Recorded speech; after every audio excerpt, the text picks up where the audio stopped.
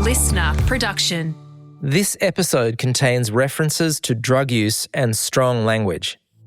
Hi, Holly Mitchell with you. Welcome to Crime Insiders. In 2021, a neatly dressed man in his 60s walks into a Sydney police station. He looks like a regular guy, but police are stunned. This isn't just any man. It's Darko Desic, a fugitive who escaped from Grafton Prison with a hacksaw and bolt cutters 3 decades earlier. A man who was a prolific weed grower. A man who lived in hiding for 30 years, right under the noses of police. How did he do it? How did he evade capture for so long? And why, after all that time, did he finally give himself up? That's what journalist Tim Elliot set out to uncover in the latest season of LiSTNR's documentary series, Secrets We Keep. In Secrets We Keep Jailbreak, Tim Elliot takes you inside Darko's extraordinary true story, from his escape and life on the run to the secrets of survival that made him a legend on Sydney's northern beaches. Today, we want to share the first episode of the series with you, Jailbreak, You've Been Looking for Me.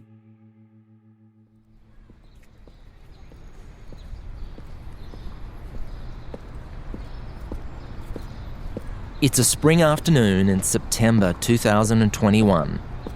Darko Desic walks into the DY police station on Sydney's northern beaches.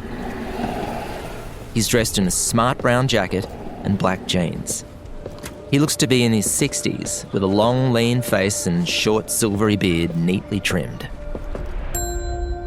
Can I help you, sir? My name is Darko Desic. I want to give myself up. Excuse me? I'm Darko Desic. You've been looking for me. Looking for you? What for? I said I escaped from jail 30 years ago. You escaped from jail? What jail? I escaped from Grafton. Okay. Just let me look you up here.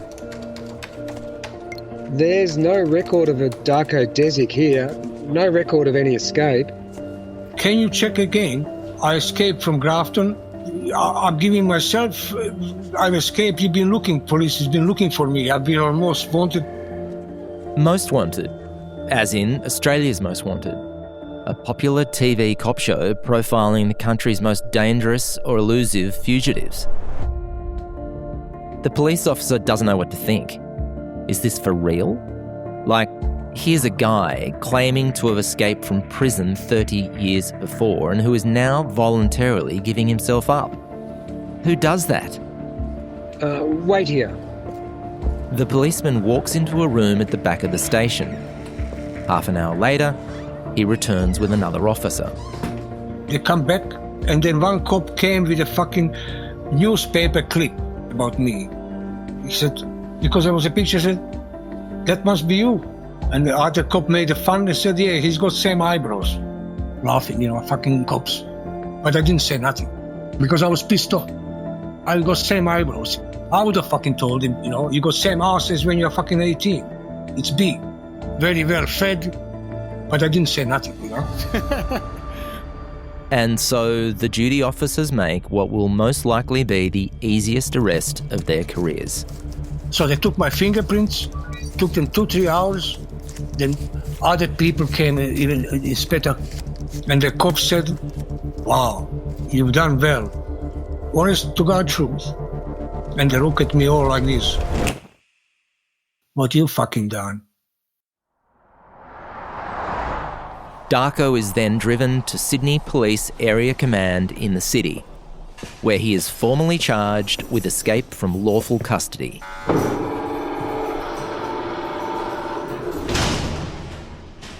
A few days later, details of his case begin to emerge. A drug dealer who escaped from jail, Desic became a wanted man after he used bolt cutters and a hacksaw to escape a Grafton jail on the run, but one day he realised he couldn't was arrested for supplying cannabis and sentenced to 3 years jail. His story became global news. Desic was 35 when he escaped from a century-old prison in Grafton, north of Sydney. Por temores reales a justice Tankajan, Darko Desic had walked into a Sydney police station to give himself up almost 30 years after he used a hacksaw blade and bolt cutters to escape from prison, officers said. Darko Desic... Journalists, including me, scrambled for interviews. I was working at the time at the Sydney Morning Herald, one of Australia's main daily newspapers. The Herald, along with virtually every other news outlet in Australia, was trying to get in touch with Darko.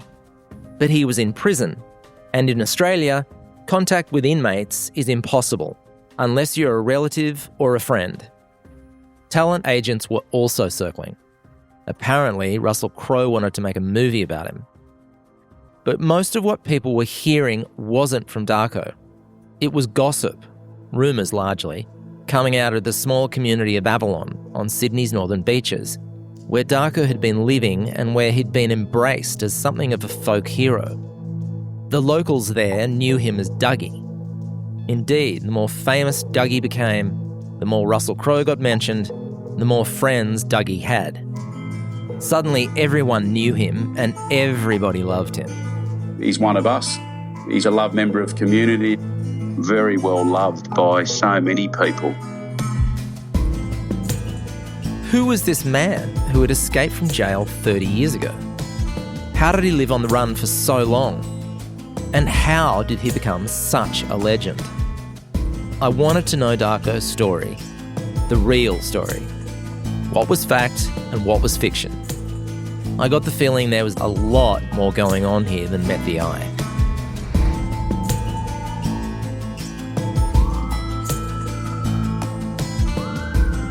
I'm Tim Elliot.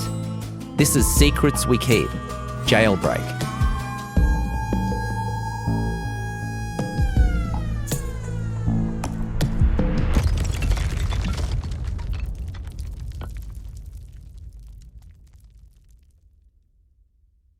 Ever since reading about Darko in those initial news reports, I'd been dying to meet the guy. I had so many questions. He'd gone to jail for growing weed, and I'm not talking just a few little plants in his backyard. Apparently, he single-handedly grew hundreds of thousands of dollars worth of the stuff. The news reports said that he'd cut his way out of prison with a hacksaw and bolt cutters. Like, how do you do that? This was the 1990s, not the Count of Monte Cristo. Word was that he'd prepared for his escape by doing endless push-ups and pull-ups and jogging around the prison yard, that he'd obsessively practiced martial arts. I'd also read that after busting out, he'd been so worried about being caught that he never registered for Medicare. And so when his teeth became rotten, he'd pull them out with pliers. Like pliers! What else had this guy done to himself? Darko stayed on the run for 30 years without revealing his true identity. For someone like me who can't keep a secret for 7 seconds, the sheer discipline of this astounded me. But there's another reason I was obsessed. I've always loved escape stories. The Hollywood classics like The Great Escape, the World War II film with Steve McQueen. Hills, isn't it? Captain Hills, actually. 17 escape attempts. And most of all, the 1973 film Papillon. Welcome to the penal colony of French Guiana, from which there is no escape. Papillon is about a French guy, Henri Charrière, a Parisian safecracker who is falsely convicted of murder in the 1930s. He's imprisoned on the epic hellhole of Devil's Island and spends years trying to escape before finally pulling it off. Oddly enough, Charrière is also played by Steve McQueen. It's a true story and I highly recommend it. Anyway, I could see something of Papillon in Darko. He never gave up. Until, of course, he gave up. But you know what I mean. After he handed himself in, Darko served almost 2 years in prison. He was let out in December 2022. Once I heard he'd been released, I became determined to track him down. I needed to know how Darko had pulled this off. Cutting through metal bars with a hacksaw? That's so Hollywood. That sounds like fiction to me. Did he have accomplices? Or was Darko just making this bullshit up? But finding him was not going to be easy.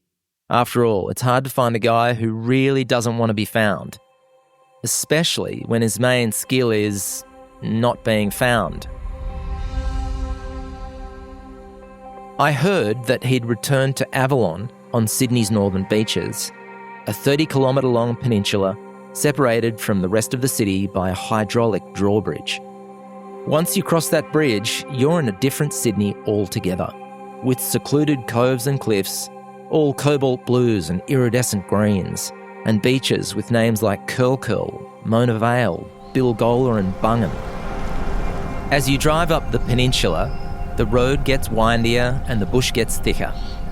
By the time you reach Avalon, one of the very last beaches heading north, you're essentially in rainforest, with lyrebirds, possums and lizards, and overgrown pockets of bushland hiding weatherboard houses from the 1950s and 60s. There's plenty of money here now as well. Millionaires, film directors, investment bankers. But Avalon, like all the beaches here, is heavily localised. No one gives a shit if you're from another suburb 3 beaches away. If you don't surf all the time at Avalon, if you don't drink all the time at Avalon RSL, then you are not from Avalon. You are not a local. The fact then that I actually live on the northern beaches and have surfed here all my life didn't afford me any privileges when it came to finding Darko. But I did have one lead, a journalist called Steve, who'd lived in Avalon for years. Steve put me in touch with a fabulously wealthy local man who I'm going to call Eric, and whose words we've had voiced by an actor. Eric was standoffish. It's been so overwhelming for him, all the publicity. He's a very private person. When Darko came out of prison, Eric had apparently taken him under his wing. He told me that he'd already been bombarded with calls from journalists, but that Darko, or Dougie as he knew him, wasn't talking with anyone. But I'll tell you what I'll do. You send me some of your stories, I'll pass them on to Dougie and see whether he wants to talk to you.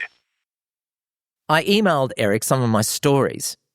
As every journalist knows, there's a bit of a dance that goes on at this stage. I needed to win Darko's trust and certainly not scare him off. Sending him an expose on the drug trade was clearly a no-no. I opted then for sympathetic profile pieces, one on the leader of a homeless charity and another on a campaigning climate scientist. But I didn't hear anything back for a month. I called Eric, but he didn't have any news. More months passed. Then more months. A full year went by. I'd pretty much given up on Darko when, out of the blue, I get a call from Eric telling me, Dougie wants to meet with you. Eric gave me an address out in the country on a rural property about 2 hours' drive northwest of Sydney. Keep it to yourself, yeah? And so I headed out one Saturday in August 2024 with some pens and a notepad, some recording gear that I'd borrowed from a friend that I didn't really know how to operate, and a head swirling with questions.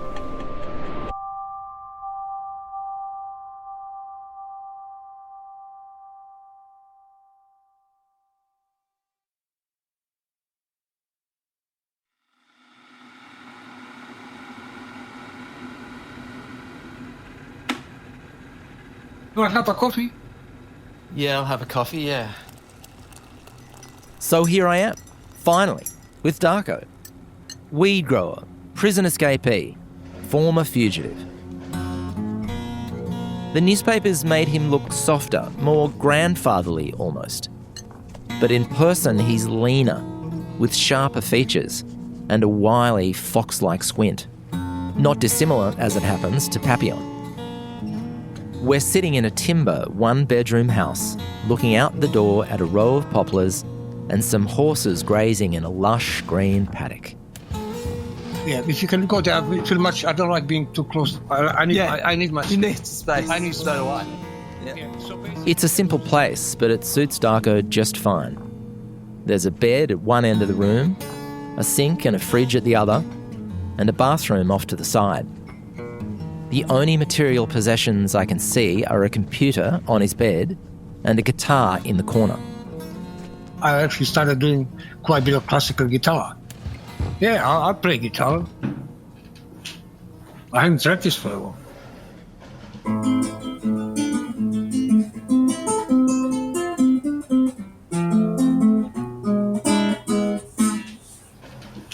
I listen to rock and roll too. I like Jeff Beck. Clapton is not too bad. English rock, blues, jazz. I like Django. Django Reinhardt. Yeah, I like Django. His technique is just 2 fingers, and I didn't know he played with 2 fingers. Yeah, he burned his hand. He plays only with 2 fingers. Incredible. But that technique, he gave him a different flavor. Without that, he would be still great, but not the same. Yeah. So impediment, he turned into the advantage. Brilliant. I noticed there's no TV. I haven't watched TV for 30 years. I don't watch TV. I do research. And no sign of other human beings. Darko tells me that he's no good at small talk. I talk stuff that people don't have an interest in. Like? Calculus. How to explain infinity. Take a frog 1 meter from the wall. Okay, so we have a frog 1 meter from a wall. Each time she jumps half a distance. So first meter, she jumps the half. So we're talking the riddle of the infinity frog, which comes from ancient Greek philosophy, I think. Then she jumps the half of half. Half of half, half of half. When she will get there? Never. She can jump as many times as it can, but she will never reach. As fascinating as this is, unlike the frog, my time is not infinite. I want to talk to Darko about the drug dealing, about how he got caught, how he escaped, how he lived as a fugitive for so long. What about all the stories on TV about how everyone in Avalon said they knew him? Dougie this, Dougie that. How they'd seen him every day walking down the main street or sitting at cafes drinking coffee. No, they made the stories. People made stories. We saw him in a coffee shop buying coffee, which is not true. I never went. I didn't have enough money. There were stories about Dougie talking to kids. That was a funny one. We saw Dougie. Even kids said they knew me. The fucking kids, I never talked to kids. It seems like no one really knew Darko. How could they? He'd been a virtual ghost for 30 years, living by omission and erasure, hiding in plain sight, clothed in shadows and half-truths. Dougie wasn't Darko. So who was Darko?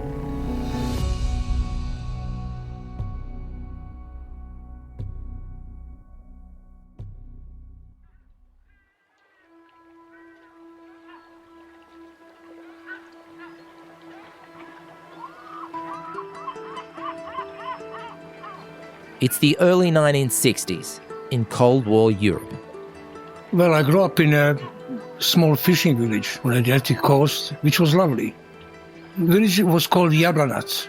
It's quite nice, beautiful place. Cypresses all around. Beautiful childhood. Best memories. Jablanac is on the north coast of what was then called Yugoslavia.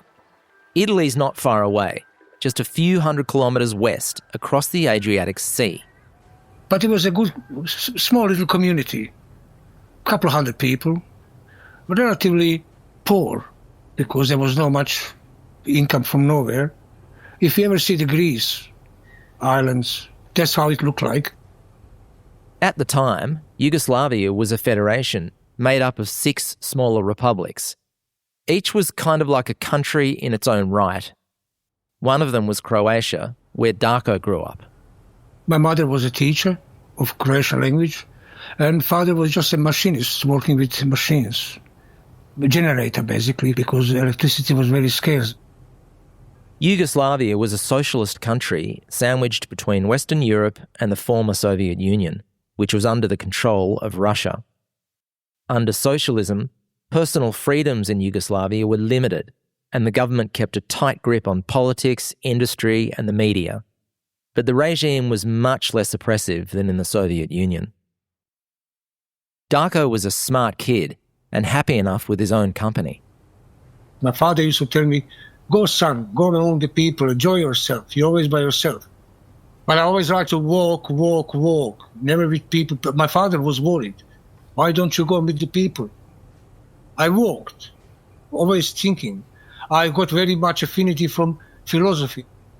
And when I was 9 or 10, we moved in a bigger town where I could get better education. So there I finished my primary school when I was 15. Unfortunately, my mother died when I was 15. She was only 35, breast cancer. Darko doesn't go into much detail about his mother's death. I get the impression it had scarred him deeply. And not surprisingly, there he was, a 15-year-old boy living mostly in his mind with his books and philosophy. And then one of his most important human connections was suddenly gone. Which affected me later on. I had trouble after my mother died finding my goal. What to study. I was good in writing poetry, all this stuff. And actually, when my father went to school, he said, I don't know what my son should do further studying. His dad, Vinko, asked Darko if he wanted to be a lawyer. No. Darko, it seems, had loftier goals. And I told him I should become a professor of literature and philosophy. But Vinko wasn't so sure. And my father thought, well, best is to do something more hands-on. And something more potentially lucrative. Yeah. Darko always had an ability to work with spaces, in his mind that is, to visualise angles and different aspects. Quite handy, as it happened, for someone who would, many years later, need to find his way out of a confined space. In my mind, I can cut things. I had that ability to, create things in my mind. So Darko's dad tested him. He said, can you draw the cross-section of the piston? So I cut it, put it on a paper, and my father said, you're going to be an engineer. So I went to engineering school and finished the degree with honors. It's basically an engineering degree, but it was for ships, huge power plants and diesel engines. That's what I specialized. Darko graduated in 1979. After his degree, he started his military service, which was compulsory in Yugoslavia for all men between 18 and 27. Army used to always come and test us. First I applied to be a pilot. They accepted me. My father said, no, you're not going to be a pilot. Why didn't he want you? No, because it's a dangerous job. Oh. It's a fighter pilot. It's not like a commercial pilot. But I did some tests. When I went to Army, somehow I became a commissar. That means it's a guy who is responsible for communist education. So I was preaching communism. Can you believe it? For those of us lucky enough not to have grown up in a socialist dictatorship, a commissar is a figure of considerable authority, one who enforces conformity and morale. A commissar has an almost pastoral role. They are ideological shepherds who also keep a very, very close eye on their flocks. This requires not only a close level of surveillance, but even, on occasion, informing on fellow recruits. But see, when I first read a communist book about what I have to teach, I realized this is like a religion. There is no substance to it, because premise was that when man develops higher consciousness and all the means of production are at a higher level, there will be an equal society. Well, that was the theory of communism. I turn around. There is no man with higher consciousness, and there are no means of higher level production and higher level mind, but I got a gist of it. I become very good. Preacher can preach about God without believing in it. But I was very good. So they let me a bit earlier, and they gave me a rank. Darko was sent to guard an airport in the south of Yugoslavia, near the border with Greece. At the time, Yugoslavia was a complicated place, politically and ethnically. Each of the different regions within the Federation had their own identities. They spoke different languages and had different beliefs. There were Catholics, Orthodox Christians and Muslims. And all of it was held together by military strongman Joseph Broz Tito. Tito buckled down to the problems which were Yugoslavia's own. Tito was a charismatic figure, handsome in a Slavic Bond villain kind of way, with a penchant for Cuban cigars and aviator sunglasses, and an enormous diamond ring that he wore on his left hand. Tito was basically a dictator, but let's call it benevolent. He wasn't like Stalin. Tito had prison camps and secret police, but he also allowed the occasional student protest, and he tolerated a certain degree of criticism. Most importantly, he held Yugoslavia together. But in 1980, just when Darko was due to get out of the army... Today in Yugoslavia, mounting anxiety over the condition of President Tito and uncertainty over what may happen once he leaves the scene. Belgrade is calm, but there's no mistaking the concern about whether the 87-year-old Marshal Tito will be around much longer after the unsuccessful surgery on his left leg. President Tito of Yugoslavia buried in the rose garden of his home. Among the impressions which stand out was the very real grief and sense of personal loss of hundreds of thousands of ordinary people to whom Tito was a leader and a hero. Tito's funeral brought leaders from across the world to Belgrade, but some Croatians who'd fled Yugoslavia were actually celebrating. 200 of them gathered in front of Parliament House for what they described as an act of rejoicing, claiming that Tito was a mass murderer who'd hoodwinked the world. It was a scary time. Maybe with Yugoslavia vulnerable, the Russians would invade. And we all went to the front for weeks and weeks, sleeping in the cold. Tito's death would have geopolitical resonance, sending shockwaves through Cold War Europe. But Darko wasn't thinking in world historical terms. Having just got out of the army, what he really needed was a paycheck. And my first job was with Dow Chemical Company.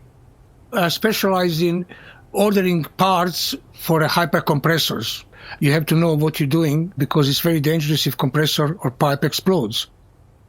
But his mother's death still haunted him. His father, Vinko, had also remarried by this time. And just reading between the lines here, Darko wasn't a huge fan of his stepmom. And so in 1983, he hit the road.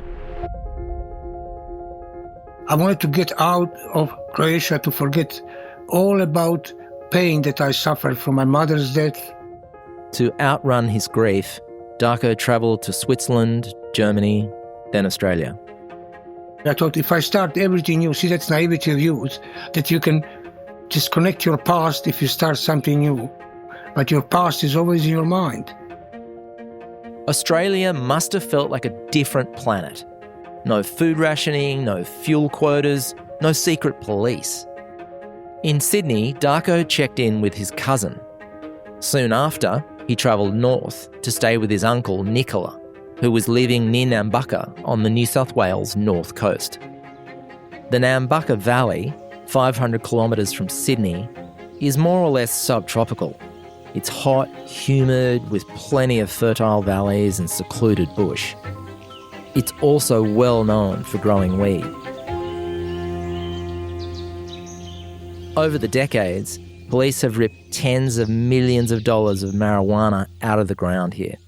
Suspicion would even fall on Nicola, who was, some years later, dobbed in by a family member for growing weed himself. During this time, Darko certainly made some interesting friends. I went to the North Coast and I met one old hippie called Chris. And he was a strange guy. He lived up on a mountain, he had a hang glider, we used to fly all around. Chris grew weed for a living. We used to fly a hang glider, he used to shoot at him because he was looking for a spot. That's right. Chris used a hang glider to scout places to grow, and farmers would shoot at him. Anyway, Darko became fascinated with Chris. Apparently, he kept a collection of dried frogs in a box. Darko and Chris would get stoned and hang around, looking at the frogs and flying hang gliders. He was a funny guy, and I went to talk to him. But it was the weed that most interested Darko. All what I needed was a bike, tent, seeds. I got some seeds, I got my bike, and he showed me how to grow. He said, you can make good money with this. Good money, eh? What could possibly go wrong? Next time on Jailbreak. And it was a boom. I grew so much I could not pull it out. And I was making good money. Darko wanted more. I wanted to be rich. I'm going to buy myself a house at the Palm Beach. But things started to unravel. I got greedy, Tim. A house in Palm Beach is expensive.